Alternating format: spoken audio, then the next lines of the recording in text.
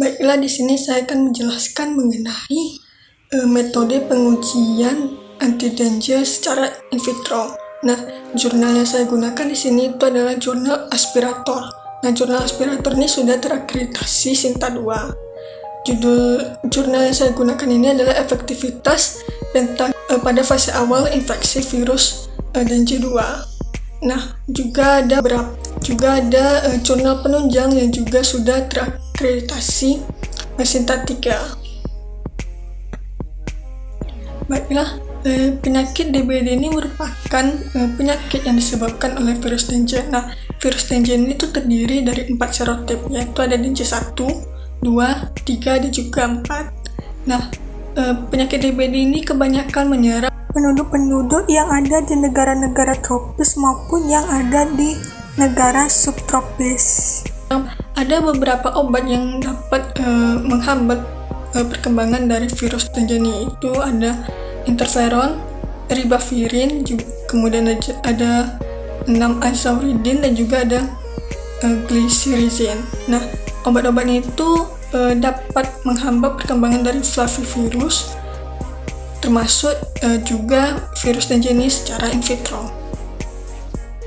Nah, ada beberapa senyawa tanaman obat yang dapat menghambat produksi dari virus Dengue ini. Nah, salah satunya itu adalah kurkumin. Nah, kurkumin ini merupakan senyawa yang terkandung dalam rimpang kurkuma longga. Nah, senyawa kurkumin ini terbukti memiliki aktivitas terhadap beberapa virus. Nah, contohnya itu adalah fascicular stomatis, kemudian ada HSV 1 dan 2, kemudian ada parainfluenza 3, kemudian juga ada retrovirus 1, kemudian juga ada felin coronavirus, lalu felin herpes virus, dan juga ada virus Japanese encephalitis. Senyawa kurkumin ini memiliki kelemahan, yaitu mudah rusak oleh pengaruh pH dan juga cahaya.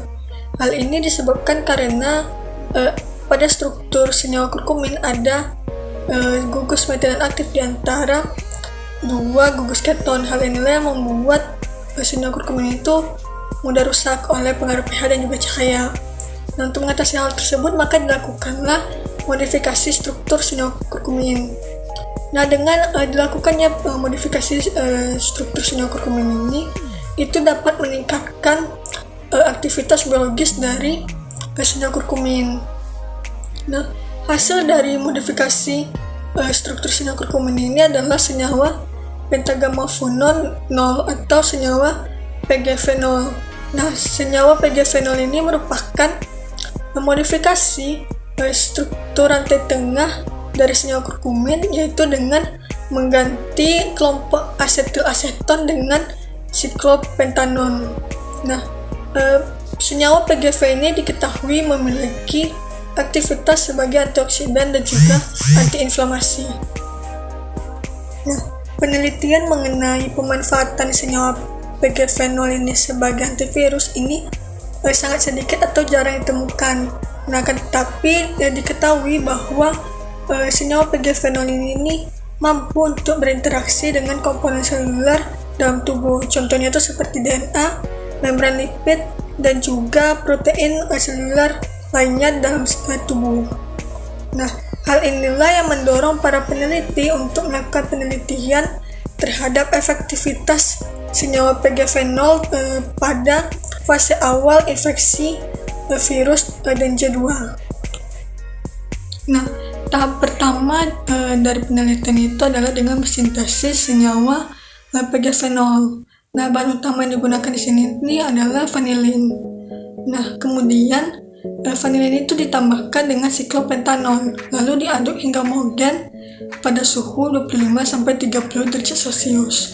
Nah, setelah nanti sampelnya ini homogen, lalu ditambahkan HCl pekat dan diaduk lagi selama 1 jam.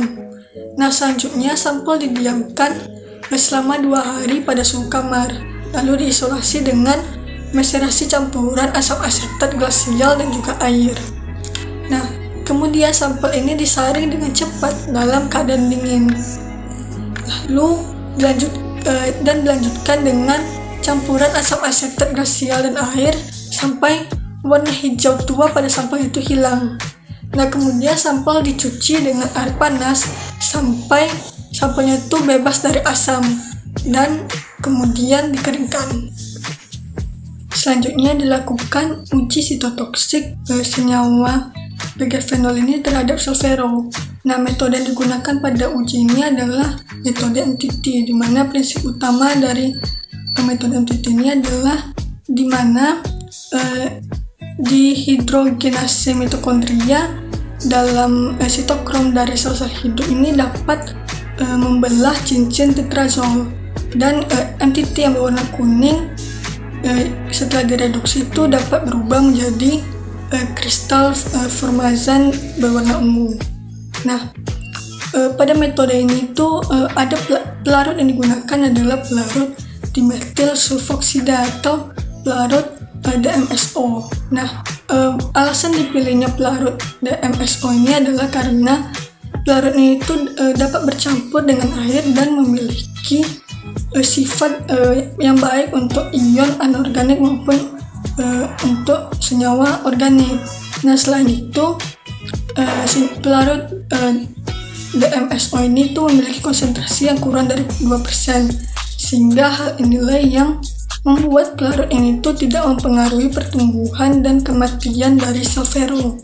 Nah, untuk mengetahui hasil uji sitotoksisitas itu dilakukan dengan melakukan pembacaan dengan ELISA reader pada panjang gelombang 595 nanometer. Nah, setelah itu datanya itu data observasinya itu dikonversikan ke dalam persen menggunakan rumus yaitu absorbasi sel perlakuan dikurang dengan absorbasi bendia dibagi absorbasi kontrol sel dikurang dengan observasi media lalu dikalikan dengan 100%. Nah, selanjutnya dilakukan uji antiviral menggunakan metode imunositokimia.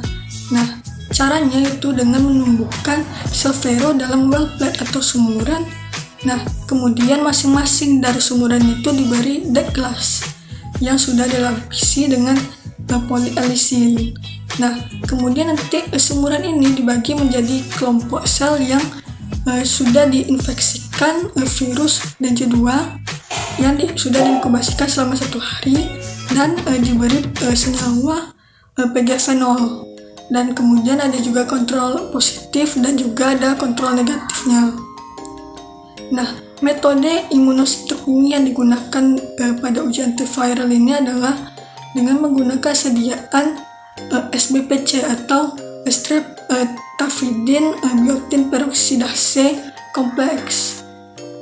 Nah, untuk melihat daya antiviral DNJ2 ini tuh dapat dilihat dengan menghitung positive rate virus DNJ2 pada Solvero dengan menghitung jumlah sel positif yang terinfeksi virus dan sel negatif dalam 10 lapangan pandang. Nah, kemudian jumlah keseluruhannya itu dibagi lalu dikalikan dengan 100. Nah, kemudian pada gambar dapat dilihat hasil mikroskopi sediaan imunositokimia SBPC Solvero yang diinfeksikan dengan virus DNJ2 dan diinkubasikan selama 1 hari. Nah, dapat dilihat bahwa yang A ini merupakan gambar dari kontrol negatif, kemudian yang B ini merupakan gambar dari kontrol positif dengan perlakuan PGfenol. Nah, kemudian yang gambar C itu merupakan perbesaran 40x10. Nah, metode imunositokimia ini itu digunakan untuk mengidentifikasi protein atau antigen yang ada dalam sel dan juga jaringan. Nah, metode ini tuh tergantung pada spesifitas antibodi yang mengikat epitop protein. Nah, pada uji antiviral senyawa PGfenol ini tuh menunjukkan bahwa senyawa PGfenol ini tuh mampu untuk menurunkan positive rate infeksi virus DNJ. Nah, dengan menurunnya nilai positive rate pada uji antiviral ini tuh membuktikan bahwa senyawa PGfenol ini tuh memiliki potensi sebagai antivirus DNJ.